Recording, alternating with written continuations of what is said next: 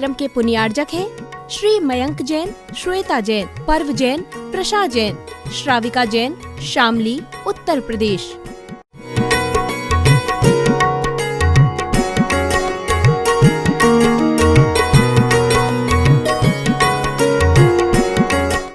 ओम नमः सिद्धेभ्यः। ओम नमः सिद्धेभ्यः। ओम नमः सिद्धेभ्यः। नमः श्री वर्धमानाय निर्धूतकलिलात्मने सालोकानां त्रिलोकानां यद्विद्यादर्पणायते।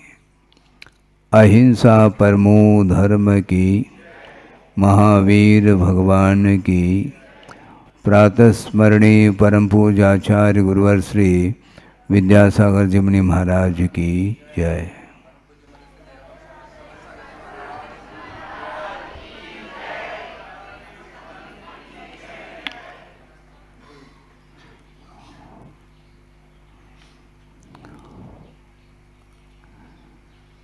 एक प्रसंग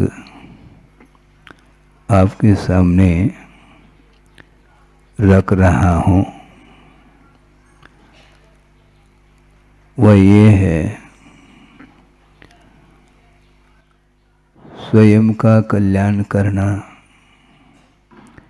यह तो कठिन है ही, किंतु स्व कल्याण के साथ पर का कल्याण करना इससे भी अत्यंत कठिन कार्य हुआ करता है। अपने मन को केंद्रित करना, अपने मन को नियंत्रण में रखना, यह पुरुषार्थ साध्य है, किंतु दूसरे के मन को नियंत्रण में रखने के लिए सहयोग दिया जा सकता है, किंतु कार्य स्वयं को करना होता है। सहयोग अलग है, निमित्त ये अलग है, और स्वयं पुरुषार्थ के बल पर उन निमित्तों का, उन साधनों का जो अपने से पृथक हैं, उनका आलम्बन लेकर के ही पुरुषार्थ किया जाता है। सैद्धांतिक विषय भले ही क्यों न हो, प्रसंग के अनुरूप उसको रखना मैं अपेक्षित समझता हूँ। गुरुदेव की दृष्टि हमेशा उपादान की ओर रही है। इसका अर्थ ये नहीं लेना चाहिए कि निमित्त का निषेध किया जा रहा हो। उनका ये कहना है कि एक ट्रेन है, रेलगाड़ी जिसको बोलते हैं, वो कहाँ पर चलती है? पटरी पर चलती है। पटरी यह अधिकरण है, आधार है, किंतु बिना पेट्रोल के वह गाड़ी चल नहीं सकती।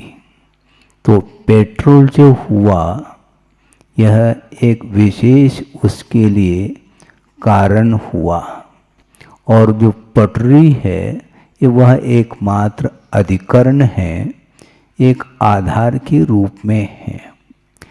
पटरी पर गाड़ी खड़ी है, चल क्यों नहीं रही? चलना चाहिए उसको। बिना पटरी के आधार के वो गाड़ी चल नहीं सकती, किंतु पटरी पर खड़ी क्यों है, चल क्यों नहीं रही, यह प्रश्न सामने आता है। तो गुरुदेव का ये कहना है, वह पटरी एक प्रकार से निमित्त है, उदासीन निमित्त है, और जो पेट्रोल है वह अंतरंग निमित्त माना जाता है। इसको, इस दृष्टांत को समझते हुए हमें दृष्टांत की ओर जाना चाहिए कि समोशरण में प्रभु विराजमान हैं और उनकी दिव्य ध्वनि के माध्यम से विश्व का कल्याण हो रहा है। यह भी सत्य है, किंतु उनके समोसरने में पहुंचने के उपरांत क्षायिक सम्यक दर्शन को प्राप्त करने की योग्यता प्राप्त होती है। बिना उनके सानिध्य के, बिना उनके पादमूल के सामान्य सम्यक दृष्टि अपने सम्यक दर्शन को क्षायिक के रूप में परिवर्तित नहीं कर सकता। यह सिद्धांत है, यह आगम वाक्य है। किंतु जिन जिन लोगों ने प्रभु का सानिध्य पा लिया है, तो क्या वो सारे के सारे अपने सम्यक दर्शन को क्षायिक के रूप में परिवर्तित कर सकते हैं क्या? यह प्रश्न है। करें अनिवार्य नहीं, किंतु उस रेंज में जाने के बाद विशुद्धि उनके निमित्त से बढ़ सकती है, बढ़ती है, किंतु अनिवार्य रूप से बढ़े ये नियामक नहीं है। इसको बोलते हैं योग्यता। इसलिए गुरुदेव हमेशा योग्यता का मूल्यांकन करते हुए आगे बढ़ते हैं। बार बार वो आगम के आधार से ही हम लोगों को संबोधित करते आए हैं। वो इसलिए करते हैं कि अच्छे से अच्छे निमित्त मिलने के उपरांत भी कार्य संपादित हो, ये अनिवार्य नहीं है। मैं निमित्त को गौण करना चाह रहा हूँ अथवा नकारना चाह रहा हूँ, ऐसा नहीं। किंतु यह प्रश्न बहुत गंभीर प्रश्न है कि अनादिकाल से संसारी प्राणी इस चतुर्गति संसार में परिभ्रमण करता आया है, और ऐसे भी अनंतानंत जीव इस धरती पर है, इस लोक में, जिन्होंने अभी तक एक बार भी सम्यक दर्शन को उपलब्ध नहीं किया। निमित्त मिलने के उपरांत भी सम्यक दर्शन को उपलब्ध क्यों नहीं किया, यह प्रश्न है। करने वाले कर रहे हैं, ये अलग वस्तु, किंतु नहीं करने वाले जीवों की संख्या भी अनंतानंत हैं। उन्होंने अतीत में कई बार इस प्रकार के निमित्त पा लिए होंगे, इसके उपरांत भी उस कार्य को संपादित क्यों नहीं किया। योग्यता बहुत बड़ी चीज़ है। इसलिए गुरुदेव ये कहते हैं, जो निमित्त हुआ करता है बहिरंग निमित्त, वह नियामक रूप से कार्य को संपादित नहीं कर सकता। जैसे दृष्टांत दिया था पटरी का, पटरी के बगैर वह गाड़ी चल नहीं सकेगी, रेलगाड़ी। किंतु पटरी सुदूर तक बिछी हुई है, किंतु उसी पटरी पर वह गाड़ी खड़ी क्यों है? क्योंकि योग्य जो साधन चाहिए उसका अभाव होने के कारण। इसलिए सम्यक दर्शन को प्राप्त करने के लिए योग्यता की बड़ी आवश्यकता है।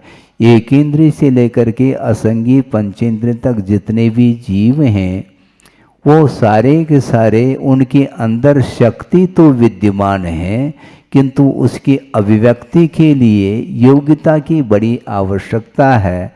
बिना हे और उपादेय का अर्थ क्या होता है? हे का अर्थ छोड़ने योग्य वस्तु, उपादेय का अर्थ ग्रहण करने योग्य वस्तु। ये दो हैं। इन दोनों का परिज्ञान जो होता है वह बिना मन के संभव नहीं है। यह जहर है और ये अमृत है। इस प्रकार का ज्ञान असंगी को प्राप्त नहीं हो सकता, संगी को ही होगा। विचार विमर्श करने की क्षमता जिसके अंदर है वह समनस्क अर्थात मन सहित जीव माना जाता है। ये अनिवार्य है सम्यक दर्शन को प्राप्त करने के लिए। किंतु इस प्रकार के जो निमित्त हैं, ये प्राप्त करने के उपरांत भी जिसके अंदर योग्यता जागृत नहीं होती, उसके लिए बहिरंग निमित्त कार्यकारी सिद्ध नहीं होता। मैं ये कह रहा था कि समोसरण में साक्षात प्रभु विराजमान हैं और वहाँ पर समोसरण में सम्यक दृष्टियों का प्रवेश हो चुका है, और केवली भगवान का अथवा तीर्थंकर का पादमूल मिलने के उपरांत भी वह सम्यक दर्शन क्षायी के रूप में परिवर्तित क्यों नहीं हो पा रहा है, इसको बोलते हैं उपादान। इसलिए आचार्य महाराज का बार बार कहना है, निमित्त पुण्य के उदय में निमित्तों का सबका सदुपयोग करने की योग्यता भी जागृत होनी चाहिए। तो योग्यता मान लो किसी के अंदर है और वह उपदेश का प्रभाव पड़ सकता है, किंतु उपदेश का प्रभाव किसका पड़ेगा, यह मेन प्रश्न है। बहुत अच्छा विषय है, इसको आप ध्यान से सुनेंगे कि आगम में एक उल्लेख आया, प्रसंग आया है, और सागर में सन 80 की बात है, षटखंड आगम की वाचना, धौला ग्रंथ की वाचना चल रही थी और अनेकानेक विद्वान उपस्थित थे और गुरुदेव संग सहित वहाँ पर विराजमान थे और धौला की वाचना प्रारंभ हुई। उसमें एक प्रसंग आया था जो बहुत ही मार्मिक विषय को लेकर के वह प्रसंग आपके सामने रखा जा रहा है। वह ये है कि सम्यक दर्शन की जो उत्पत्ति होती है उसमें कुछ बहिरंग कारण हैं, जिसमें जाति स्मरण, जनबिंब दर्शन, देववृद्धि दर्शन, धर्म श्रवण, वेदनानुभव, जन महिम दर्शन इत्यादि अनेक प्रकार के सम्यक दर्शन की उत्पत्ति में ये बहिरंग कारण है, अंतरंग कारण नहीं। अब प्रश्न ये है कि धर्म श्रवण के माध्यम से सम्यक दर्शन की उत्पत्ति होती है। आप ध्यान दें, क्योंकि ये विषय सिद्धांत का है, इसलिए लेकिन बहुत सरल शब्दों में बताने का हम प्रयास कर रहे हैं, जिसके माध्यम से आप लोगों को भी वह आगम की गहराई आपको ज्ञात हो सके कि धर्म श्रवण के माध्यम से सम्यक दर्शन की उत्पत्ति होती है। और धर्म श्रवण किस किस गति में हो सकता है? सभी गति में धर्म श्रवण के माध्यम से सम्यक दर्शन की उत्पत्ति होती है, ऐसा उल्लेख है। किंतु जो नरगति में रहने वाले, अधोगति में रहने वाले जो नारकी हैं, उनके पास भी सम्यक को उपलब्ध करने की योग्यता है और प्रथम पृथ्वी से लेकर के तीसरी पृथ्वी तक धर्म श्रवण के माध्यम से सम्यक दर्शन को प्राप्त कराया जा रहा है। किसके द्वारा महाराज? वहाँ पर कोई महाराज पहुँचते हैं क्या? महाराज नहीं पहुँचते हैं, फिर कौन पहुँचते हैं महाराज?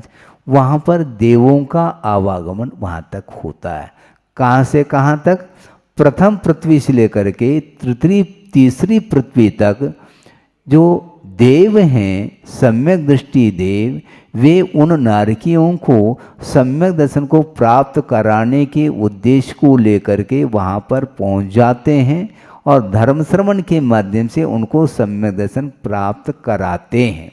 प्राप्त करने की योग्यता उन नारकियों में भी है, किंतु प्राप्त जो होगा उसके लिए बहिरंग कारण भी बहुत अनिवार्य सिद्ध होता है। तो देव वहाँ तक जाकर के उन नारकियों को, जो मिथ्या दृष्टि नारकी हैं, उनको सम्यक दर्शन प्राप्त करा रहे हैं। एक बात। दूसरी बात ये है, वहाँ पर जो नारकी हैं वो सारे मिथ्या दृष्टि ही हैं, ऐसा भी नहीं। सारे सम्यक दृष्टि ही हैं, ऐसा भी नहीं। कुछ सम्यक दृष्टि भी नारकी हैं और मिथ्या दृष्टि भी नारकी हैं।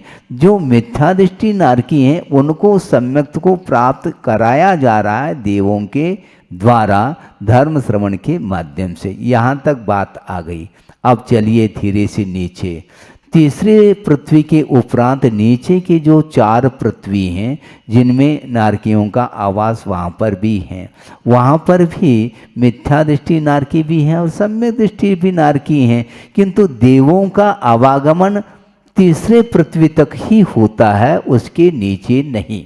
अब प्रश्न ये खड़ा हुआ कि महाराज चतुर्थ पृथ्वी से लेकर के सप्तम पृथ्वी तक जो मिथ्या दृष्टि नारकी हैं, उनको धर्म श्रवण कराने के लिए देव तो जा नहीं सकते, फिर वहाँ पर धर्म श्रवण के माध्यम से सम्यक की उत्पत्ति नहीं होती। इसलिए उनकी जिज्ञासा ये है, पूर्व पक्ष बना करके आगमकार उत्तर दे रहे हैं कि शिष्य प्रश्न कर रहा है कि महाराज फिर चौथी पृथ्वी से नीचे रहने वाले जो मिथ्यादृष्टि नारकी हैं उनको धर्म श्रवण कराने वाले देव तो जाएंगे नहीं, वहाँ पर रहने वाली जो स्थानीय सम्यक दृष्टि नारकी हैं वे मिथ्या दृष्टि नारकियों को धर्म श्रवण करा करके सम्यक को उपलब्ध कराना चाहिए। ऐसी जिज्ञासा पूर्व पक्ष के रूप में रख करके उसका उत्तर दिया है। समझ में आ रहा है? देव तो जाएंगे नहीं, तो महाराज जो सम्यक दृष्टि नारकी है वह मिथ्या दृष्टि नारकियों को बिठा करके धर्म श्रवण करा ले, माई की व्यवस्था भी हो सकती है। लेकिन आचार्य कहते हैं ऐसा संभव नहीं। फिर किन निमित्तों से सम्यक की उत्पत्ति होगी? तो उत्तर दिया है जाति स्मरण के द्वारा और वेदनानुभव के माध्यम से सम्यक की उत्पत्ति होती है। तो धर्म श्रवण क्यों नहीं करा सकता एक नारकी सम्यक दृष्टि मिथ्या दृष्टि नारकी को? उत्तर बहुत ही मार्मिक उत्तर दिया है कि भव संबंधेन पूर्वेर संबंधेन वा परपर अनुगेज अनुगहाय भावानाम असंभवादो कहा। भाव इसका ये है कि परस्पर में अनुग्रह करने के भाव सम्यक दृष्टि नारकियों को भी नहीं हो सकता, क्योंकि भव संबंधी न वहाँ की ऐसा वातावरण है, ऐसा एक उस पर्यायगत इतनी विशेषता है कि एक दूसरे के प्रति अनुकंपा करुणा दया भाव धारण करके वो मिथ्या दृष्टियों की नारकियों को सम्यक दर्शन प्राप्त कराने का भाव नहीं हो सकता। इससे स्पष्ट है दूसरे के ऊपर अनुग्रह करने के लिए स्वयं के ऊपर भी अनुग्रह होना अनिवार्य सिद्ध होता है। बहुत अच्छा कहा था आचार्य महाराज ने, बिना टीचर के बिना प्रोफेसर के विद्यार्थियों को छात्रों को पढ़ाया नहीं जा सकता। जो क्लास फेलो है वह एक दूसरे को पढ़ाने का अधिकार उनका नहीं, क्योंकि वह क्लास फेलो है। प्रभाव एक दूसरे के ऊपर नहीं पड़ सकता। इसी प्रकार जो सम्यक दृष्टि नारकी भी क्यों न हो, मिथ्या दृष्टि नारकी के ऊपर अपना प्रभाव नहीं डाल सकते हैं। इससे स्पष्ट है एक दूसरे के कल्याण करने के लिए स्वयं को अपना आत्म कल्याण सर्वप्रथम करना अनिवार्य सिद्ध होता है। ज्ञान रखना अलग है, किंतु उस ज्ञान का प्रभाव दूसरे के ऊपर डालने के लिए स्वयं उस ज्ञान का सदुपयोग करते हुए अपने जीवन में चारित्र के लिए स्थान जो देता है उसी व्यक्ति का प्रभाव दूसरे के ऊपर पड़ सकता है और पड़ता है। इसलिए छुलोक जी ने भी कहा था, अभी 2 साल व्यतीत हुए हैं गुरुदेव के चरणों में और उन्होंने हमारा कल्याण किया है, किंतु गुरुदेव का ये बार बार कहना रहता, कल्याण जो होता है वो बिना दूसरे के निमित्त के संभव नहीं, किंतु निमित्त अनेकों बार मिलने के उपरांत भी जब तक भीतर से भाव जागृत नहीं होते तब तक कल्याण नहीं हो सकता है। इसलिए प्रति समय परिणामों में निर्मलता उज्ज्वलता लाने के लिए सच्चे देवगुरु शास्त्र जो अपने से भिन्न हैं उनका आलम्बन तब तक लेना चाहिए जब तक हमें सिद्धत्व की उपलब्धि ना हो। पटरी का आलम्बन कब तक लिया जाता है? जब तक जिस गंतव्य तक हमें पहुंचना है वहां तक पटरी की आवश्यकता पड़ती है, बाद में पटरी की आवश्यकता नहीं पड़ती। समझ में बात आ रही है? भाषा हमारी समझ में आ रही है? क्योंकि मातृभाषा तो है ही नहीं मेरी, है, और आप लोग बिल्कुल फ्लो बोलते हैं, धारा प्रवाह बोलते हैं बिना रुके, और हम बोलते हैं धीरे धीरे पैसेंजर गाड़ी जैसे धीरे धीरे चलती है, और आप लोगों की गाड़ी एक्सप्रेस। हाँ, लेकिन गुरुदेव का कहना है ज्ञान अल्प भी क्यों न हो, वह यदि सम्यक ज्ञान है, समीचीन ज्ञान है, तो उसके माध्यम से हम अपने गंतव्य तक, अपने लक्ष्य तक पहुंच सकते हैं। हाँ, ज्ञान ज़्यादा और कम नहीं, किंतु समीचीन ज्ञान के माध्यम से ही कल्याण होता है। और ज्ञान में जो समीचीनता आती है वह सम्यक दर्शन के माध्यम से आती है। सम्यक दर्शन के अभाव में भी ज्ञान विद्यमान रहता है जीव के अंदर, किंतु उसमें समीचीनता किसके द्वारा आती है, तो आस्था के माध्यम से, सम्यक दर्शन के माध्यम से, श्रद्धान के माध्यम से। तो श्रद्धान की किरण यदि जिसके अंदर फूट गई है, तो उस किरण, आस्था की किरण, श्रद्धा की किरण के माध्यम से अनादिकालीन जो अज्ञान की परंपरा थी वह टूट सकती है और वह ज्ञान सम्यक ज्ञान के रूप में परिवर्तित हो सकता है, होता है। इसलिए हमें बहुत प्रसन्नता का अनुभव हो रहा है, हर्ष का अनुभव हो रहा है कि गुरुदेव ने जो दिया है आप लोगों के लिए, इस सारे दृश्य को देख करके मुझे बहुत ही भाव विभोर हो जाता हूँ। ये छोटी छोटी बालिकाएं सामने बैठी हैं, इनके अंदर आस्था की जो किरण जागृत हुई है, उसके लिए अनन्य यदि कोई कारण है तो आचार्य भगवान है।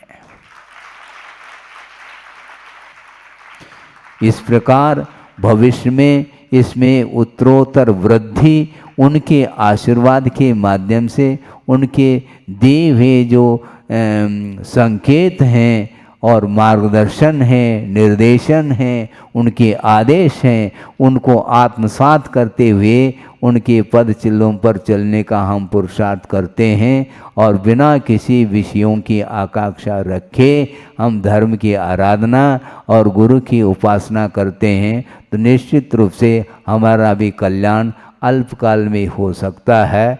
हो इस पवित्र भावना के साथ अहिंसा परमो धर्म की जय। परम पूज्य आचार्य गुरुवर श्री विद्यासागर जी मुनि महाराज की जय। ओम नमः शुद्धेभ्यः, ओम नमः शुद्धेभ्यः। नमः श्री वर्धमानाय निर्धूत कलिलात्मने, सालोकानां त्रिलोकानां यद्विद्या दर्पणायते। अहिंसा परमो धर्म की, महावीर भगवान की। प्रातः स्मरणे परम पूज्याचार्य गुरुवर श्री विद्यासागर जी मुनि महाराज की जय। उसको व्यवस्थित खोलो ना।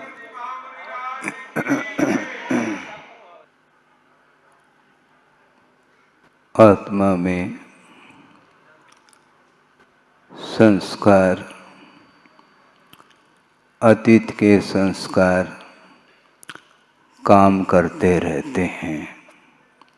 इसलिए किसी जिज्ञासु ने ये जिज्ञासा रखी कि महाराज अनादिकालीन ये मोह के संस्कार हैं, इनको हम कैसे दूर करें। धार्मिक संस्कार और मोहजन्य संस्कार ये दोनों काम करते रहते हैं। मोहजन्य संस्कार दूर नहीं हो पाते क्योंकि अनादिकालीन हैं। किंतु ये ध्यान रखें, अनादिकालीन संस्कारों को दूर करने के लिए, अर्थात अनंतकालीन जो संस्कार हैं उनको दूर करने के लिए अनंत काल की कोई आवश्यकता नहीं। अंतर मुहूर्त में ही वो मोहजन्य संस्कार समाप्त हो सकते हैं विधिवत कार्य करने से। क्योंकि अतीत के संस्कार काम में आते भी हैं और नहीं भी आ सकते हैं। प्रश्न ये है, जिसका जीवन अनंत काल से निगोद अवस्था में रहा और वहाँ पर कोई भी धार्मिक संस्कार नहीं है, इसके उपरांत भी उसका विकास देखने को मिलता है। आगम में ऐसे बहुत सारे प्रसंग पढ़ने को मिलते हैं।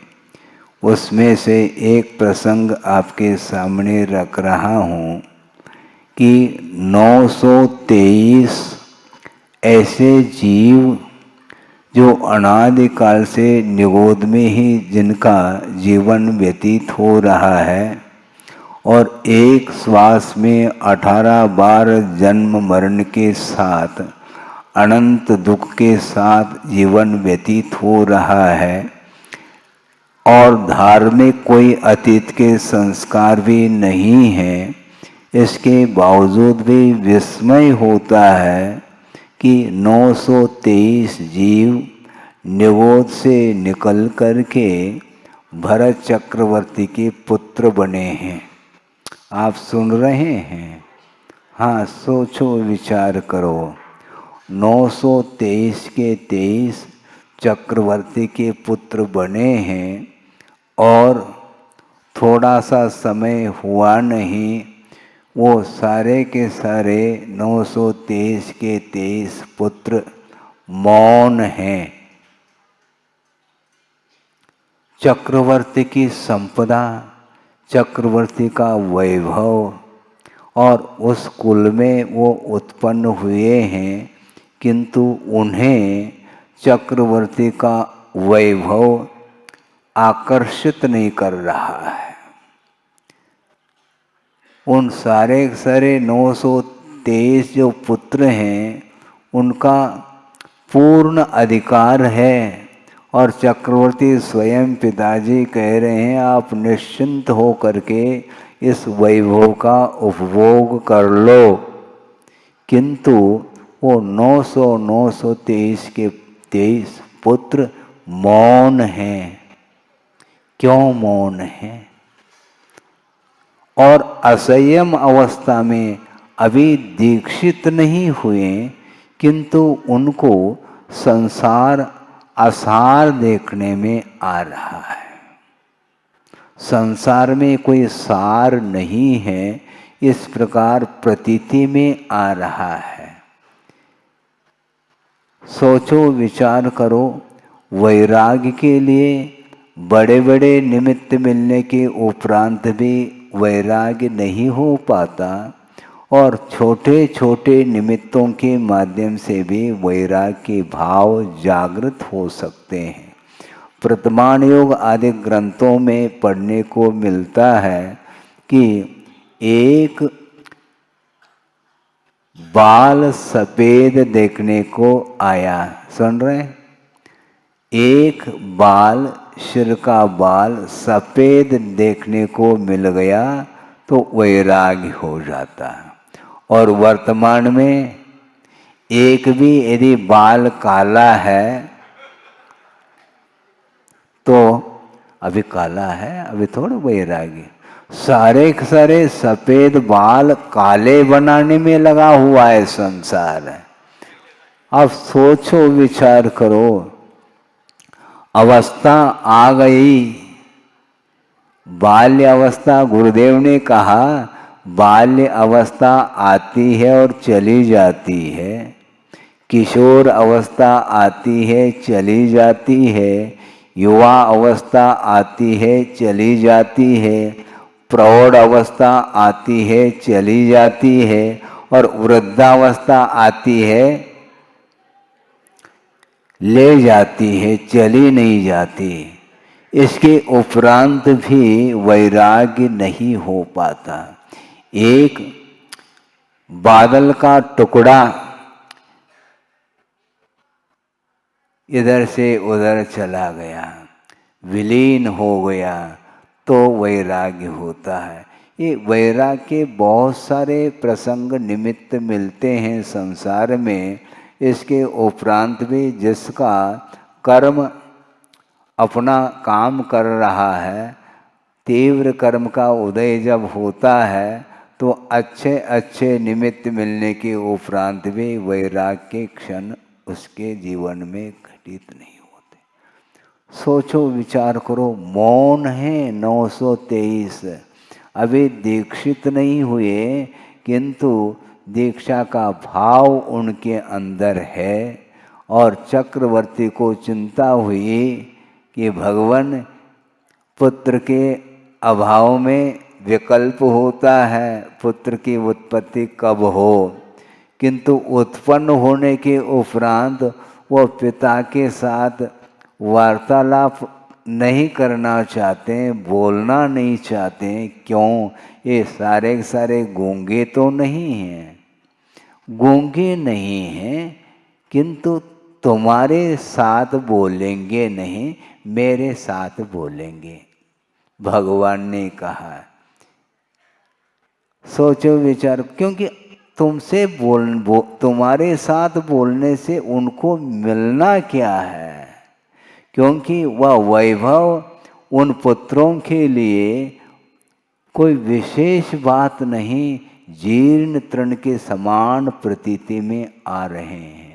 इसलिए उन्होंने सोचा इसमें सार नहीं, क्योंकि अनंत काल से निबोध अवस्था में रह करके अनंत दुख का अनुभव किया है, तो जाति स्मरण आदि के माध्यम से अतीत का दृश्य देखने को मिलता है तो रोंगटे खड़े हो जाते हैं। अब भूल करके भी संसार में प्रवेश नहीं करना, संसार में रहते हुए भी संसार से अलिप्त रहने का पुरुषार्थ उन्होंने किया और प्रभु के चरणों में जा कर के वो सारे के सारे दीक्षित हो जाते हैं और मुक्त हो जाते हैं।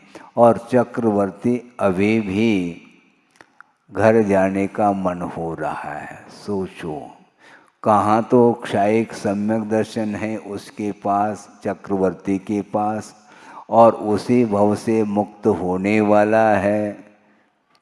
ये सब बातें हैं, अवधि ज्ञान भी है। ये सब होते हुए भी मोह का ऐसा प्रभाव रहता है, उसके कारण मेरा और पराया क्या है ये सोचने में नहीं आता। श्रद्धान का विषय बनना अलग वस्तु, किंतु त्याग की जब बात आती है उस समय चक्रवर्ती को भी पसीना आता है। हाँ, श्रद्धान अलग वस्तु, किंतु श्रद्धान होने के उपरांत भी जब छोड़ने की बात आती है उस समय वह पुनः मोह उपस्थित हो जाता है, वैराग्य नहीं हो पाता। तो ऐसी स्थिति में संस्कार अतीत के कुछ भी नहीं थे और वो वैराग्य उन्हें उत्पन्न हुआ और अपना कार्य कर लिया, आत्मकल्याण कर लिया। रही बात संस्कार को लेकर के चर्चा चल रही है, संस्कार अतीत के काम में आते भी हैं और नहीं भी आ सकते हैं। बड़ी विचित्र दशा है, आगम के माध्यम से आप सुनेंगे पढ़ेंगे आपको भी आश्चर्य होगा। वह प्रसंग कई बार हमने रखा है, किंतु यहाँ पर भी प्रसंग बन रहा है कि वृषभनाथ और चक्रवर्ती और बाहुबली, ये तीनों कहाँ से उत्पन्न हुए? कहाँ से उत्पन्न हुए? सर्वार्थ सिद्धि 16 स्वर्ग हैं, उसके उपरांत 9 ग्रैवेक हैं, 9 अनुदिश हैं और 5 अनुत्तर विमान हैं, जिसके बीच में सर्वार्थ सिद्धि एक विमान है, जिसमें अहमिंद्र के रूप में उनका जीवन चल रहा था अतीत का। और वे एक भवावतारी होते हैं, चर्म शरीरी होते हैं। एक बार चर्म अर्थात मनुष्य जीवन को प्राप्त करके उन्हें मुक्ति मिलेगी, निर्वाण का लाभ होगा। और तीनों के तीनों सर्वार सिद्धि से अवतरित हुए हैं, जन्म हुआ है और वृषभनाथ के वे दोनों पुत्र बनते हैं। सोचो विचार करो। और सर्वार सिद्धि यहाँ से जो जाता है वह सामान्य जीव नहीं उत्पन्न हो सकता सर्वार सिद्धि में, किंतु रत्नत्रय की उपासना करने वाला जो भावलिंगी श्रमण है वही वहाँ पर उत्पन्न हो सकता है। और वे रत्नत्रय की आराधना के फलस्वरूप सर्वार सिद्धि में अहमिंद्र पर्याय को प्राप्त किए थे। और वहाँ की आयु कितनी है? 33 सागर की आयु है सर्वार सिद्धि के अहमिंद्रों की। अब सोचिए, थोड़ा सा विचार करने के लिए अवसर है। 33 सागर तक 12 भावना का चिंतन, तत्व चिंतन, मनन और परम शुक्ल लेशा के साथ, अत्यंत मंद कषाय के साथ 33 सागर को व्यतीत करते हैं। और वहाँ पर प्रविचार नहीं। प्रविचार का अर्थ क्या? अब्रह्म वहाँ पर नहीं।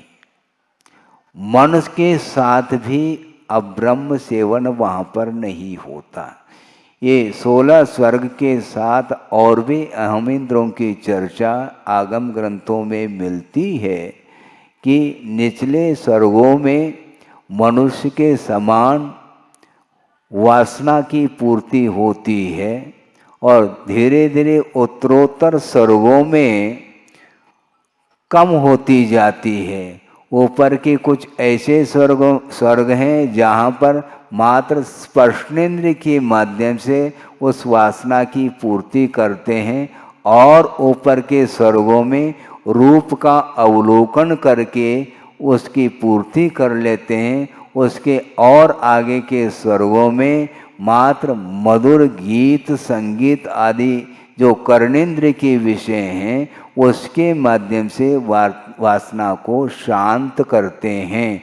और 16 स्वर के उपरांत के जो अहमिंद्र होते हैं ग्रैविक आदिक में, वे मन के माध्यम से भी उनका प्रविचार नहीं होता।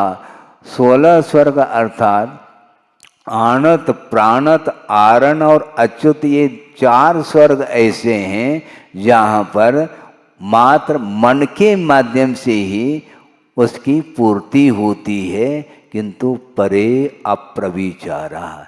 ग्रैविक आदिक में रहने वाले जो अहमिंद्र हैं वे मन के माध्यम से भी उन्हें प्रविचार का भाव नहीं आता। मैं इसलिए इस प्रसंग को रखा कि सर्वार सिद्धि के जो देव हैं अहमिंद्र हैं वे मन के माध्यम से भी वासना जागृत नहीं होती। इतना पवित्र भाव रहता है, मंद कषाय का उदय रहता है, और 1 दिन 2 दिन नहीं 33 सागर तक मात्र तत्व चिंतन के साथ ही जिन्होंने जीवन को व्यतीत किया है, और वहाँ पर देवांगनाओं का सद्भाव नहीं। 16 स्वर्ग में तो जो रहने वाले देव हैं वे देवांगनाओं के साथ उनका संबंध रहता है, किंतु अहमिंद्र जो होते हैं उनके साथ देवांगनाओं का कोई भी संबंध नहीं रहता।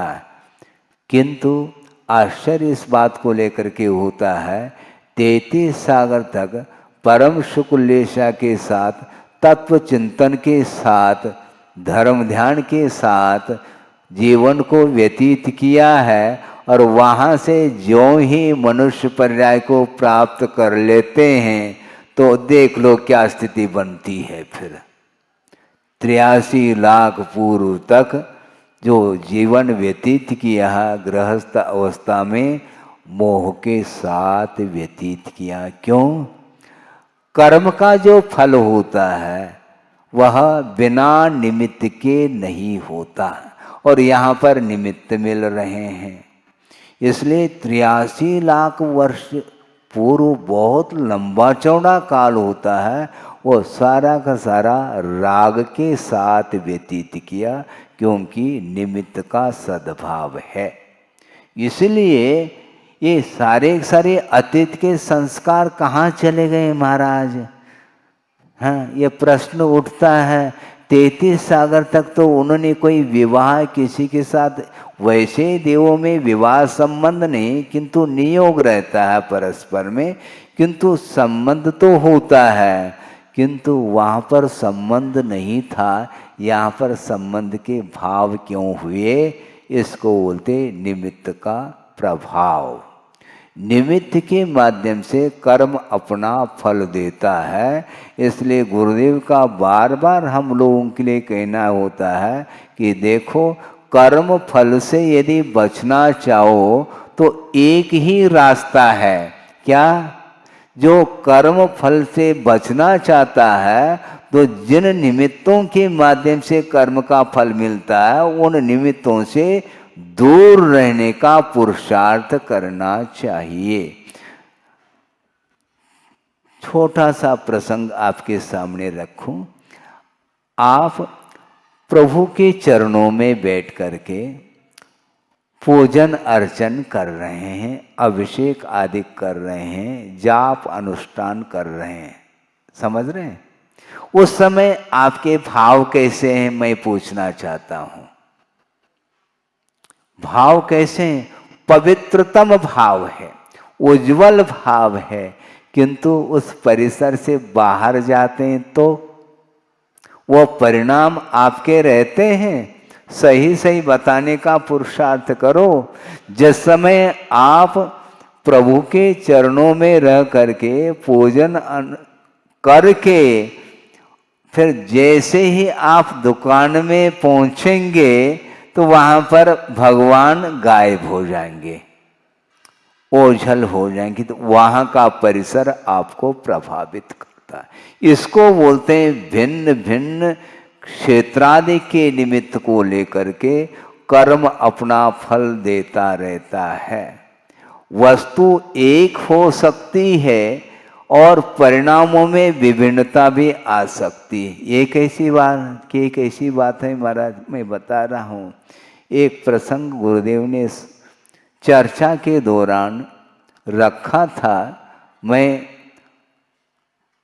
वहाँ से, ये कहाँ का प्रसंग है?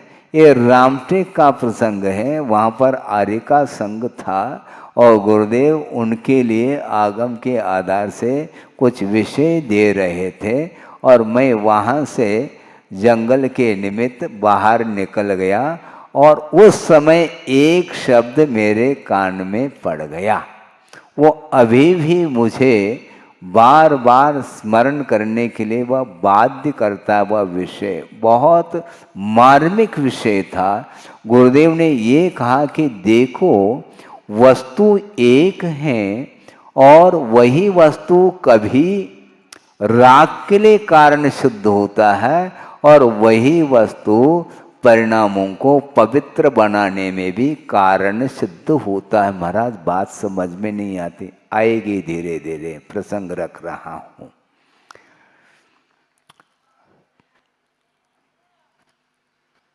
पूजन करने के लिए आप कौन सी सामग्री लेते हैं?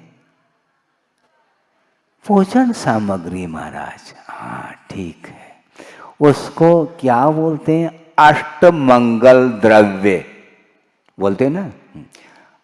अब सोचो, उसको मंगल द्रव्य क्यों कहा? जल भी है, चंदन है, अक्षत है, नैवेद्य है, दीप है, धूप है, फल है। इनको मंगल क्यों कहा? मंगल का अर्थ भी बहुत गहरा अर्थ है, उसको भी सामने रखना चाहता हूं। मंगल किसको बोलते हैं? मलम पापम गालयति विध्वंसयति इति मंगलम। जो पाप को नष्ट कर देता है, दूर कर देता, उसका नाम मंगल कहा। तो अष्ट मंगल द्रव्य इसलिए उसको मंगल कहा, उसके निमित्त से आपके मन में प्रभु के अथवा गुरु के पूजन अर्चन करने के पवित्र भाव होते हैं। उन पवित्र भावों के लिए वो निमित्त हैं। इस निमित्त के अपेक्षा से उस द्रव्य को भी मंगल द्रव्य कहा। अब सोचना, वो कहां से प्राप्त किया आपने? दुकान से। बोरी की बोरी जो है ना चावल है, उसमें से ले आए आप खरीद करके। वहां पर बादाम है, उनको भी खरीद लिया। श्रीफल है तो उसको भी खरीद लिया है। तो वहां पर वह मंगल द्रव्य है क्या? बोलो। वो मंगल नहीं, बल्कि जिस समय आप भोजन करने के लिए बैठते हैं उस समय भी बादाम परोसा गया, किंतु वहां पर वह बादाम वह मंगल द्रव्य नहीं। मान लो एक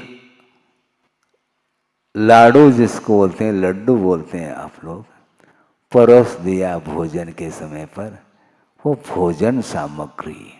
किंतु निर्वाण लाडू चढ़ाने के लिए आपके हाथ में ही है वह लाडू, किंतु हाथ में होते हुए भी उसको सेवन करने का, भोगने का भाव नहीं आता। इसको बोलते हैं एक ही वस्तु है, किंतु प्रसंग प्रसंग में वही वस्तु मांगलिक भी है और अमांगलिक भी है।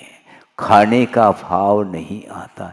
एक बहुत अच्छा एक छोटा सा बालक है, उस प्रसंग को भी आपके सामने रखना चाहता हूँ। बहुत पुरानी वह घटना, वह प्रसंग है कि हम लोगों को आचार्य महाराज ने दीक्षित किया। कब?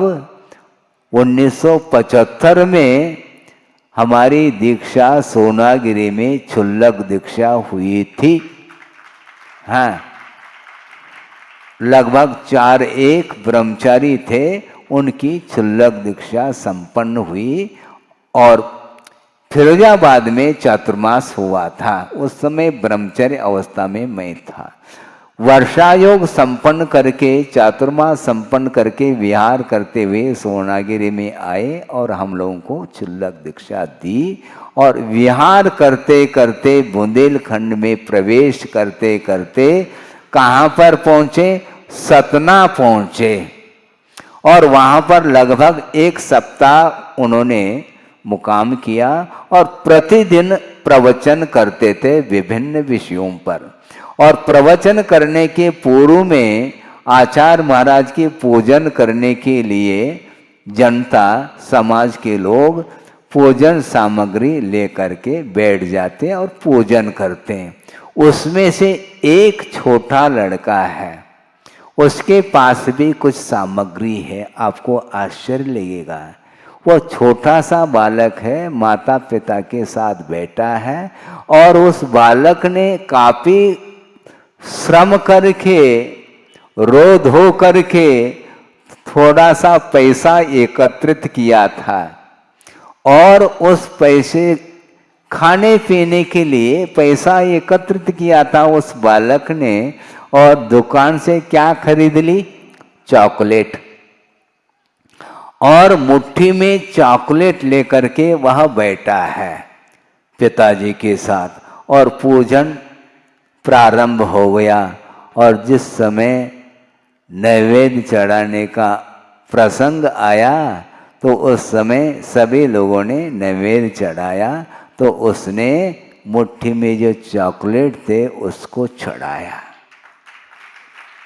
सोचो, विचार करो, खाने पीने के दिन है, छोटा सा बालक है जिसको आप नादान बोलते हैं, किंतु बुंदेलखंड के समाज घर घर हमने देखा छोटे छोटे बच्चों के ऊपर भी धार्मिक संस्कार डालते हैं और उसका परिणाम ये निकला कि खाने की वस्तु होते हुए भी वह चढ़ाने का भाव कर रहा है। आपको चॉकलेट चढ़ाने के लिए नहीं कहा जा रहा है, किंतु यह प्रसंग आपको रखना इसलिए पड़ा कि वो एक ही वस्तु है, किंतु भिन्न भिन्न समय में चढ़ाने के भाव और कभी कभी खाने के भाव। अब चौके में हैं, महाराज को फड़गा लिया, थाली आपके सामने हाथ में है, खाने के भाव है आपके, एक क्षण के लिए भी भाव नहीं आएंगे। उस समय दान के भाव है। तो दान के भाव जिस समय है, उस समय वह भोजन सामग्री हो करके भी वह स्वयं खाने का भाव नहीं रखता। इसको बोलते हैं उपयोग की परिणति। एक वस्तु हो करके भी भिन्न भिन्न अवसर पर वह भिन्न भिन्न निमित्त के रूप में उपस्थित होता है। इसलिए प्रभु के चरणों में जिस समय आप पूजन कर रहे होते हैं, उस समय मांगलिक कार्य कर रहे हैं और पुण्यार्जन के परिणाम हैं और उस समय ही हैं, किंतु उस परिसर से बाहर जाते हैं तो बाहर की हवा लगती है, तो पुनः पूजन अर्चन के भाव भी समाप्त होते हैं। पर विषय और कषाय की बात आती है, इसको बोलते हैं द्रव्यादि के निमित्त को लेकर के कर्म अपना फल देता है। इसलिए गुरुदेव का बार बार कहना है, कर्म फल से बचना चाहो तो पाप कर्म के अर्जन में जितने भी निमित्त हैं, उन निमित्तों से अपने आप को दूर रखने का पुरुषार्थ करना चाहिए। महाराज हम कैसे दूर रखें? आप अपने उपयोग को ही केंद्रित करना है और उपयोग को एकाग्र करने के लिए जो साधन सामग्री हैं, देव गुरु शास्त्र, उसका आलम्बन लेकर के ही आप अपने परिणामों को उज्ज्वल बना सकते हैं और कोई भी साधन नहीं है। सच्चे देव गुरु शास्त्र अथवा पंच परमेष्टि की आराधना करने से हमें मोक्ष मिलता है। मोक्ष तक पहुंचाने में वो साधन सामग्री है। इस प्रकार श्रद्धान का विषय बनाओ और अपने मन को स्थिर करने का, एकाग्र करने का पुरुषार्थ करो। महाराज मन बार बार जाता है, क्या करें? गुरुदेव ने मन को श्वान की उपमा दी है। सुन रहे? श्वान का अर्थ क्या होता है? कुत्ता। हाँ, वो कूदता है इसलिए उसको कुत्ता बोल रहे हैं। श्वान की उपमा दी है मन के लिए, और उन्होंने अपने साहित्य में लिखा है, उल्लेख किया है। सर्वप्रथम आचार्य ज्ञान सागर जी महाराज के उपस्थिति में ही आचार्य महाराज ने एक शतक की रचना की, जिसका नाम निजानुभव शतक। और उस शतक में उन्होंने एक छंद के माध्यम से भाव प्रकट किए, आपके सामने रखना हो। मन की विचित्र दशा है, क्या है देख लो। वह पंक्ति आपके सामने है।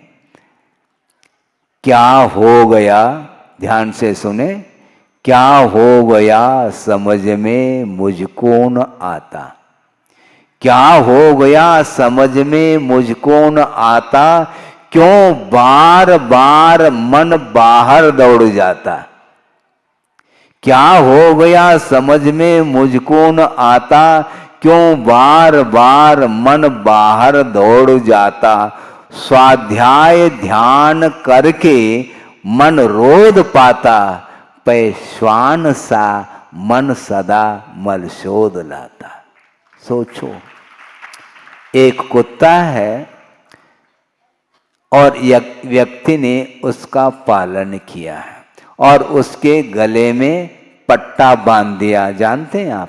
हाँ, उस कुत्ते के गले में पट्टा बांध दिया और जंजीर अपने हाथ में है, और उसको, वो पालतू कुत्ता है और उसको प्रतिदिन वह अच्छे अच्छे पकवान खिलाता है,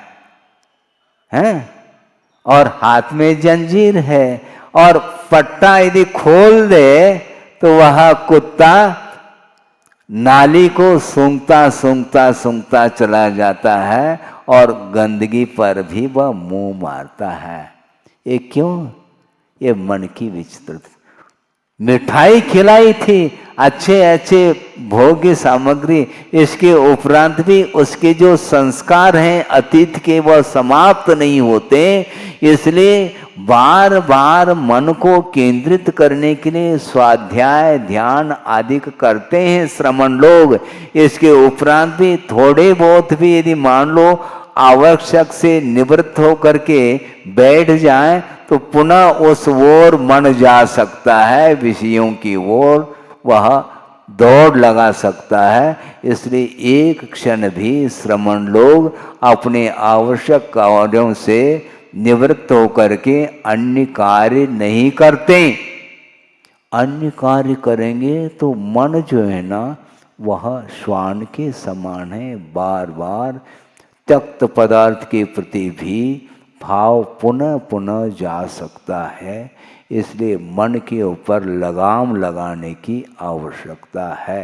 मन को संयत बनाने के लिए बड़ी आवश्यकता है, क्योंकि मन के माध्यम से ही कर्म का बंध होता है। इसलिए पाप बंध से बचने के लिए और साथ से पुण्य का संचय करने के लिए अपने को निरंतर देव गुरु शास्त्र की उपासना कर लेनी चाहिए। इस प्रकार एक ही वस्तु हो करके भी आपके मन को कभी भी कभी क्षुब्ध बनाता है, और वही पदार्थ आपके मन को पवित्र बनाने में भी कारण बनता है। इसलिए कर्म फल से बचना चाहो तो निश्चित रूप से आपको विषयों से दूर हटना पड़ेगा, अपने आप को हटाना पड़ेगा।